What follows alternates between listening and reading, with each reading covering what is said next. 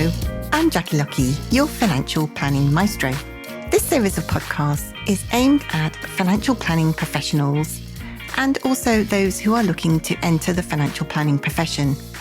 We will be talking during the podcast about all things Certified Financial Planner certification related, talking to other CFPs around the world, and also we will be dropping in on some new entrants who've just entered the financial planning profession, and we'll be checking up along the way on a regular basis with them to see how they're getting on. I hope you enjoy today's podcast. Hello and welcome. I'm Jackie Lucky, your financial planning maestro. And today we are talking about somebody's very special journey through to becoming a certified financial planner. And I'm delighted to introduce Jamie Little, who is a newly qualified certified financial planner from Bailey Cook Financial Planning.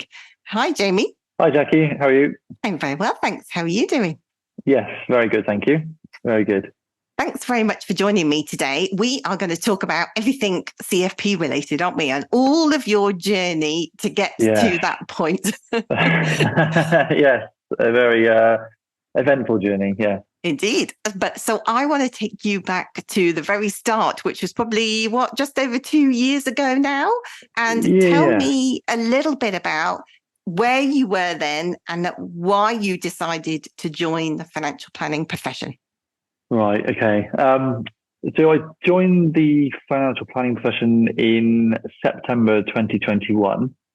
And before that, for the previous, I'd say, 14 plus years, I worked on building sites in people's homes, and I was a heating engineer. And it got to a point where I'd done it since I left school. Initially, I used to love it, passionate about it, and it reflected in my work. But the last 4 or 5 years, I just wasn't happy, and I decided that I'd like to change. I was a bit stuck because I never went to sixth form or any sort of further education university. So I was really undecisive of what I could do and what industry I could get into. But my best friend is a financial planner, and my father-in-law also is a financial planner. And after seeing, how my friend particularly got into the industry, and sort of, my father-in-law, how his day-to-day work scheduled like, I thought that could be quite a good industry for me to enter, and some of my skills would be quite transferable. So what was it? Was there any particular things that you saw in those two people that you kind of liked the look of and thought, actually, yes, I could do that? Probably, yeah. Like I said, the transferable skills were definitely what I could take from my previous job to now. But just the flexibility that they had with their work, they could be office based as well as sort of traveling around and going into people's houses and meeting all people from all walks of life. Maybe the appeal of going to work in smart clothes and not coming home dirty definitely was an appealing factor. Yeah. And just also longevity as well. The construction industry is quite, as you probably imagine, a physical work. And I just didn't want to go on any longer, really. I thought that, if I enter the financial industry, I can work for well past my 60s. And not be too strenuous on my body. Yeah. So once you'd made that decision, what were your steps in order to, obviously you needed to get qualified, you needed to find a job, how did you go about doing all of that? My first step was to buy R01, the Regulations and Ethics book, which is enough to put anyone off. Reading that one. Yeah, I fell asleep several times reading that. So I thought, because of my age, I was 33 at the time and no experience in the financial industry. I mean, when I say no experience, I mean nothing. I didn't know what a SIP was, a GIA meant, offshore bond, crystallized and uncrystallized meant nothing to me. So I bought the R01 and I just worked my way through it, making notes, and I booked my exam sort of 3 months after buying the book. Failed miserably on my first attempt. But then eventually I think I passed that one. And then I just bought the next RO2, done exactly the same, sort of studied in our third bedroom at the time.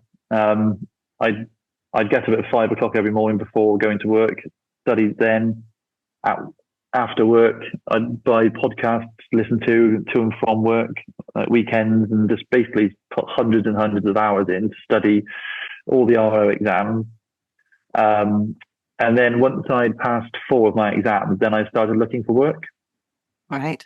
I'd done that just because I thought that I didn't want people to view me as, some sort of middle-aged man wanting a career change. He's fed up at work. I wanted them to sort of see and realize that, I wasn't taking this lightly. I'm completely committed and self-funding it. Yeah. And then by the time I think 3 weeks before I actually started work, I'd passed RO6, so I had my diploma, which is fantastic. And my employer thought, they really admired that I was able to do that without any industry experience. But I just thought that would show them, that I was completely committed to becoming a financial planner. Yeah. Yeah. And so what job did you get? Were you an administrator, or you went straight in as a paraplanner? I think my role was trainee technical support. So initially, for the first 3 months, I just learned all the back office procedures, I guess, anything, opening post, answering the phone, all the stuff that you need to know and how to do to be able to progress to the next step, of how things work behind the scenes. Which I found quite difficult, being honest with you. Not the making cups of tea and coffee, but going back to the start again. Yes. I think going from a position where on site on plumbing, I sort of manage teams and sort of direct people and train people, going back to sort of asking for the most sort of simplest task was quite difficult. And it's not an ego thing. I think it's just more of a imposter syndrome, really, and that's what I think of of asking, being scared to ask, which is silly now when I say it out loud. But that's one thing. If I could advise anyone, is just ask for help at all times. Yeah. It's just luckily for me, the company I work at, they're really helpful, and no question was deemed as silly. It was just sort of helping me on my way. Yeah. And you've got to learn sooner or later from somewhere and someone, haven't you? So, if you don't ask, and I think people appreciate you asking. I remember back in the day when I was many, many moons ago, when I was a lot younger, I used to go to people and I used to have the imposter syndrome like you a bit. And I used to say, "Oh, can I ask a silly question?" And they'd be like, "Oh, Jackie, for goodness sake, no question is a silly question." And I just kept it up for years and years. And of course, my questions, as I knew more, my questions got more and more complicated, but I'd still say the same thing. And they'd be like, "For goodness sake, Jackie, just pack that in," so we've all done it, I think. Yeah. We've all done it. So what happened after that? So you spent 3 months then kind of learning the ropes, and then what happened? Then I was moved into power planning to work. So I worked alongside our in-house power planner, Kat, who for roughly around about a year, I think, 9 months to a year. Initially just doing sort of simple letters, working up to like fund switches, bed and ISAs, bed and sits, all those sort of things, and then onto reports, more sort of simple reports initially, and then pension transfer reports, etc. So working my way up to like bonds and things like that. So really, I lucky enough to have a real sort of wide scope of work to do alongside Kat. Yeah. And then I'd say around September 2022, then I'd start going out and shadowing my 2 directors, who are the other financial advisors at our firm. Yeah, fantastic. Yeah, so I just observe how they hold meetings, the fact find, etc., and then come back and do my own file notes, training file notes, and just sort of learn that way. Oh, fantastic. So, I mean, it sounds like you've got a great support network around you with Kat and, the directors of the business who, were 100% committed to you after you being 100% committed to them. Yes. Yeah, definitely. Yeah, I'm really very, very lucky to have of going from thinking I wouldn't be able to get the job to being where I am today is incredibly lucky. So now going back to the imposter syndrome, sometimes driving into work, I think this is actually me, my life now. It Yes. sounds ridiculous, but yeah, it's hard to believe sometimes. Oh, well, I mean, it's a really great inspirational story to share with people that, never giving up. And actually, there are firms, good financial planning firms out there who will hire people who decided to, change their line of work, kind of mid flow, and give you that break, because quite often all you need is one person to give you a break, isn't it? And it was. You were very fortunate to, find Bailey Cook, who did that for you. Definitely, yeah. Couldn't agree more. So once you got your diploma, you then, you cut your teeth becoming a paraplanner, starting to learn about how to write reports. So in such a short time frame, then you started to embark on more advanced exams. And, how did you come across the Certified Financial Planner?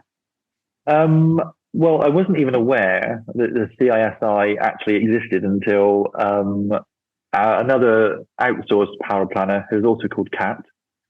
She suggested that I look at the CFP route.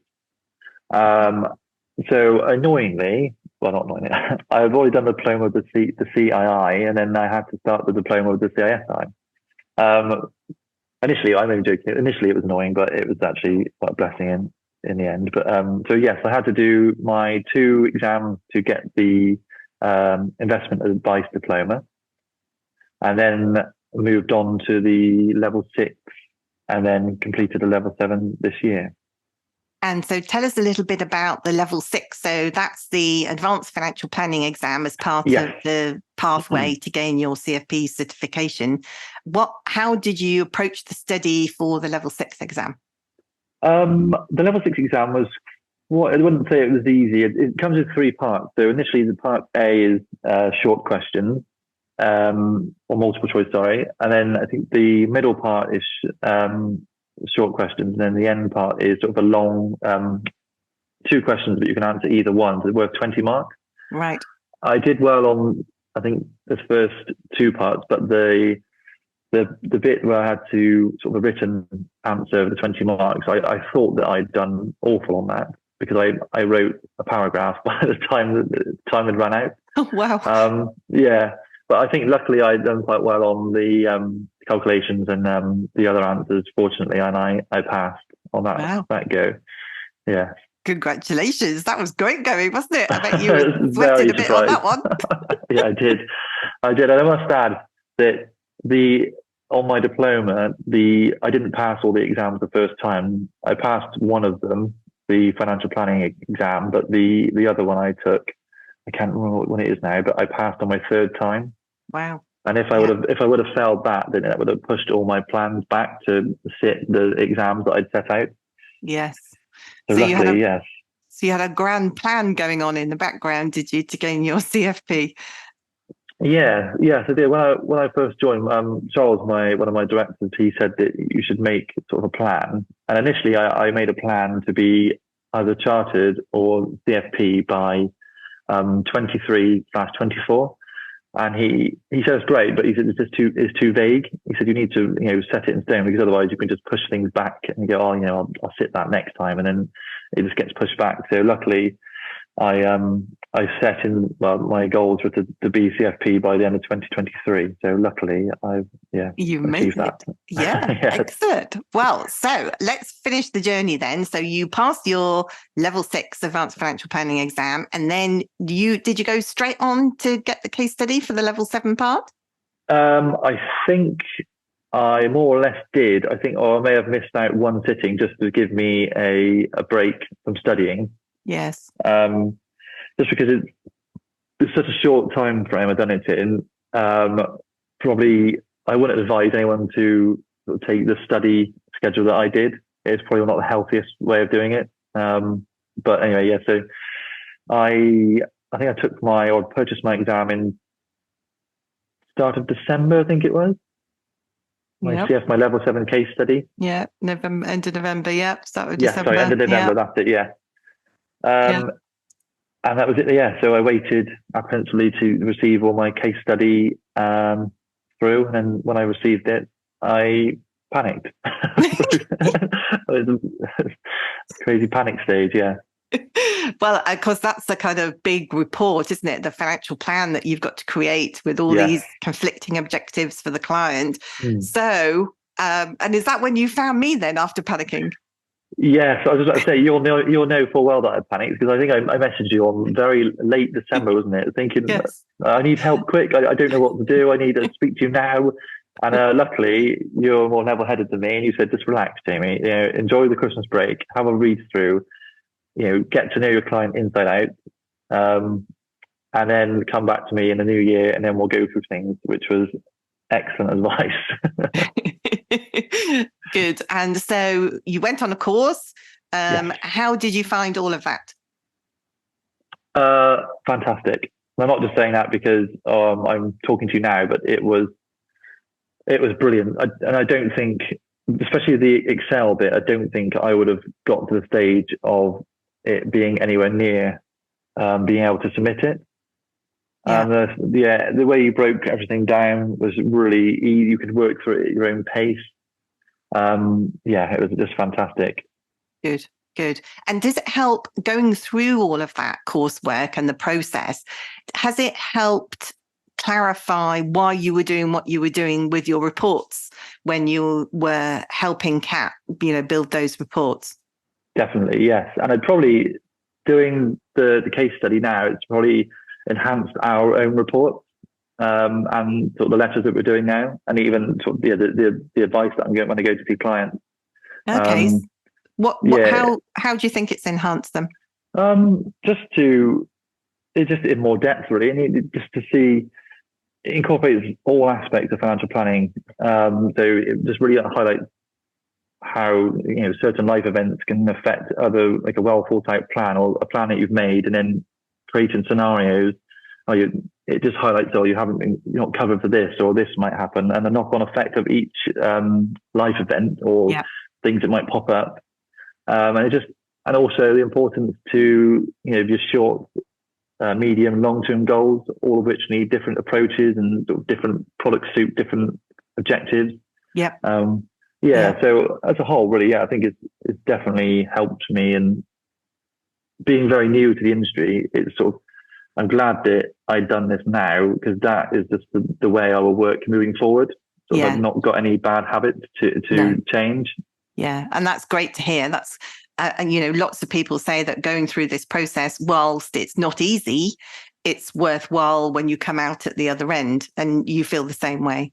Oh yeah, definitely, 100%. It's the feeling when you get that email to say that you've been successful is it's fantastic. And so, thinking about the case study, were there any particular aspects of the case study that you found the most challenging? I'd probably say, again, the Excel spreadsheet, because I'm used to doing using a cash flow modeling software. Doing it manually was quite difficult, especially the formulas, again, which you know of, because I asked for your help a bit on there. But doing it the way on Excel, personally, I think it really accounts for everything, and your assumptions are, the assumptions that you make, you have spent weeks on those assumptions, which really is the foundation of the whole report. That was quite difficult to get, but once you'd mastered them, and then that just flows through the report, I think that made it a lot easier. But I'd say, definitely, I think if anything was the Excel bit, but that's where your course came in, so handy. Came into its own to help you along the way. Yes, I think I'd still be doing it now if I didn't do it. No, you wouldn't. Not if you were on my course meeting. So, how many hours in total do you think that it took you to complete that level 7 case study? Because, I normally say to people that you're looking at a minimum of 150, 200 hours probably. Is that the kind of rough ballpark figure that you had in mind, or did it take you a little bit longer, do you think? It took me longer than that, but that's not to say that it shouldn't take other people less. I think that it probably took me longer just down to my lack of experience. Yeah. Which is natural, probably, you know. which is completely fine. I'd probably say pushing towards 300 hours is probably more of a sensible guess. Yeah. But I think also, you know, for some of the aspects, I know you well enough now to know that when you came across a problem, you kind of went away and read around the subject, a bit more delving, a bit more thinking time, you know. So I think all of that's factored in as well, isn't it? Yes, definitely. And on my first submission, I wasn't successful, but luckily I was able to, or I qualified for the rapid resubmission. Yeah. So yeah, I went away and spent another sort of, I'd say 20 plus hours just going through it, making sure that I haven't missed anything. And then resubmitted, and luckily I passed on my second attempt. Yeah. Yeah, I mean, that's fantastic. When you look back now and think, you know, how far you've come in the last, you know, 3 years or so, you know, you must be immensely proud of your determination and, you know, your thought process and, you know, your methodical process to the way that you've approached all the exams, but also, you know, the toughest exams that there are available in the UK as well. Yeah, I am actually. Yeah, and I think it's quite hard now. I'll be eligible for CFP in December because of the year experience.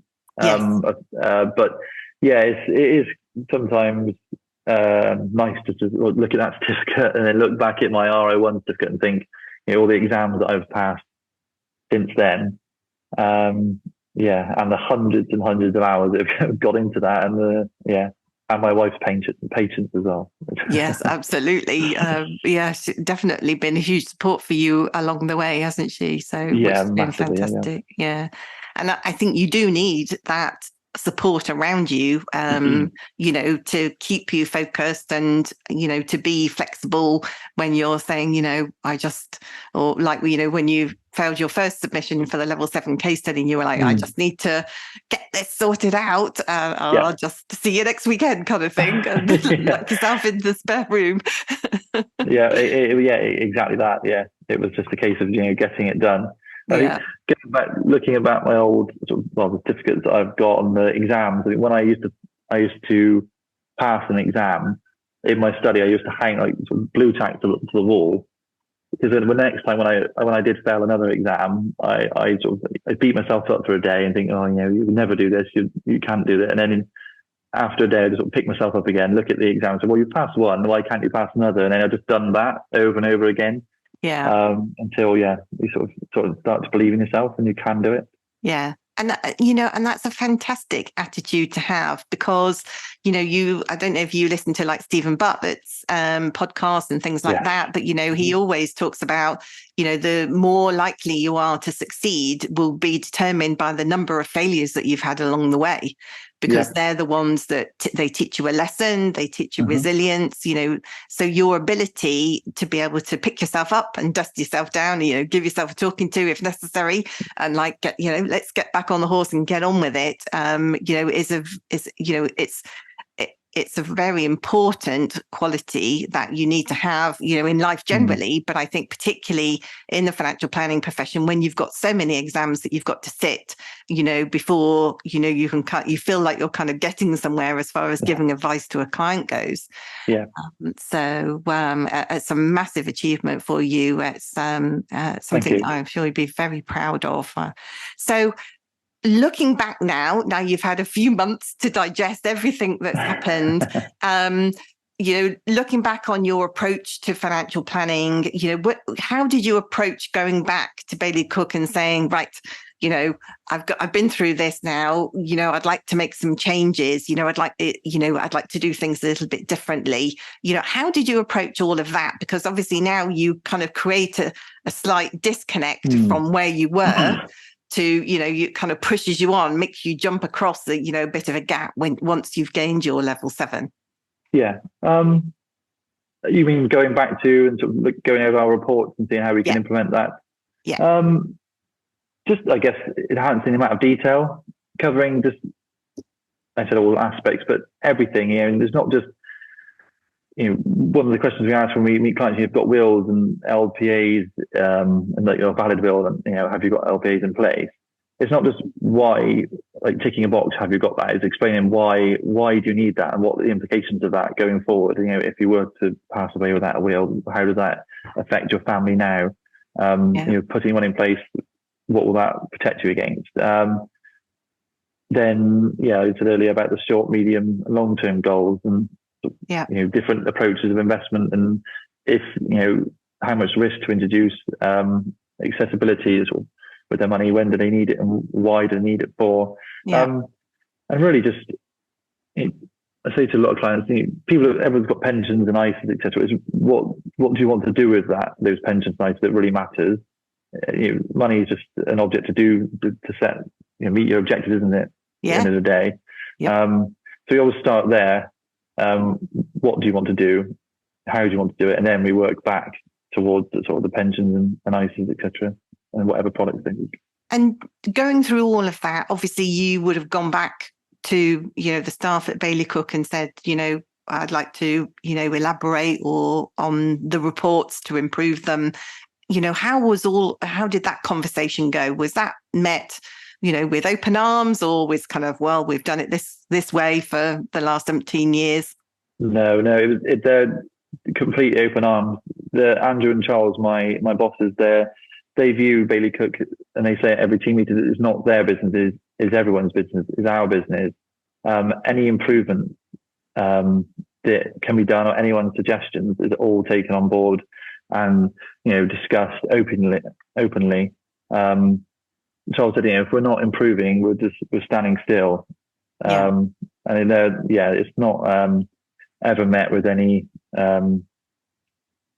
what's the word? Any resistance or anything? Resistance, no, it's always welcomed.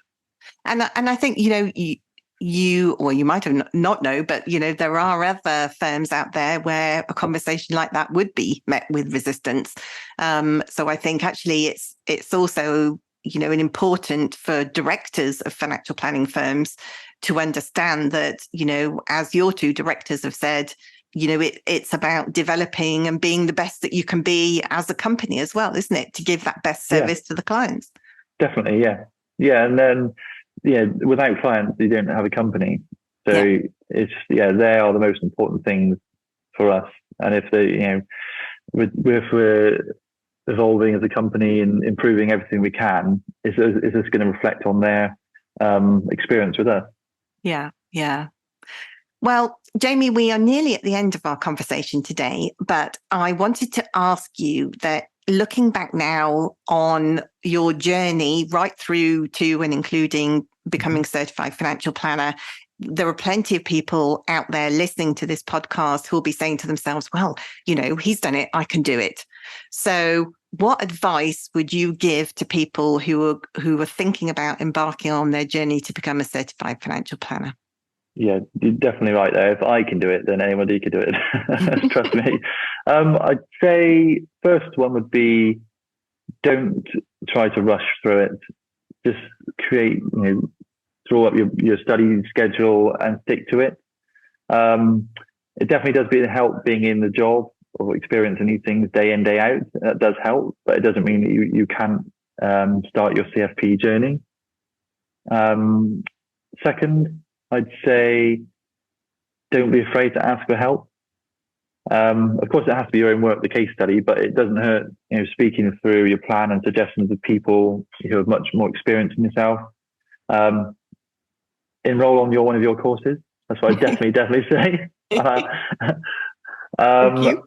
And thirdly, I spoke to some other CFP professionals and asked about their experience and how they found it. I connected with quite a few on LinkedIn and booked sort of a quick 10-15 minute conversation with them and just asked how they approached it, how they felt about it, has it benefited them and their career. And they were all really willing to speak to me and help me out, which I found really helpful and reassuring. Yeah. And the great tips. And I think it's great that there's a community of other CFP professionals who are willing, to share their experiences and, because sometimes you need that vision of, hear what somebody else thinks of it in order to think, am I wide of the mark? Or am I just going a bit mad here, or I'm going to absolutely go for it? All of the above, I think. All of the above. Well, on that note, we've run out of time. Jamie, thank you very much for joining me today. It's been an absolute pleasure to talk to you. It's my pleasure, Jackie. Thank you so much for your time. And also, thank you for your help through everything. It's really interesting, isn't it, to listen to different people who have different experiences of gaining their Certified Financial Planner certification, or maybe developing the financial planning profession at large. If you know anybody who you think might be interested in listening to any of these podcasts, then please do pass on our details. That's it for me. I hope you've enjoyed today's episode. See you again soon. Bye for now.